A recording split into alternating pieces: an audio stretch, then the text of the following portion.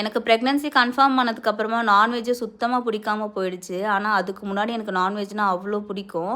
அப்புறம் ஒரு 3, 4 மாசத்துக்கு அப்புறமா வந்து டாக்டர் வாமிட்டிங் டேப்லெட் எழுதி குடுத்தாங்க. அப்படியே கொஞ்சம் கொஞ்சமா கண்ட்ரோல் ஆகி 5த் மந்த்லேருந்து வந்து எனக்காக இல்லனாலும் பேபிக்காக வந்து நான்வெஜ் கொஞ்சம் கொஞ்சமா சேர்த்துக்க ஆரம்பிச்சேன். இப்போ வந்து நல்லாவே சாப்பிட ஆரம்பிச்சுட்டேன். இன்னைக்கு பிரியாணி செய்யலாம் அப்படின்னு சொல்லிட்டு சிக்கன் வாங்கிட்டு வந்திருந்தோம். நாங்க எப்பவுமே வந்து சிக்கன் வாங்கும்போது ஒரு முழு கோழியா வாங்கிருவோம். அப்போ அந்த லெக் பீஸ் வரும் இல்லையா?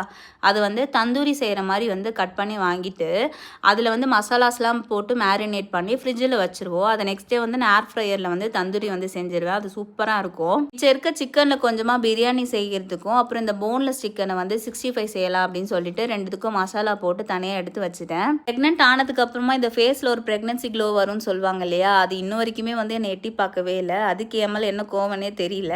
என்னோட first pregnancy and second pregnancy ரெண்டுத்துலையுமே நான் ஃபுல்லாகவே டல்லாக தான் இருந்தேன். அதே மாதிரி வெயிட்டும் அதிகமாக போடலை.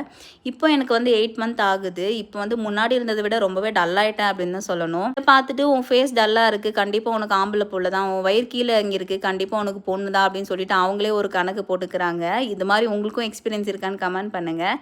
பிரியாணி ரெசிபி வீடியோ வந்து நெக்ஸ்ட் வீடியோவில் போடுறேன். பாய்.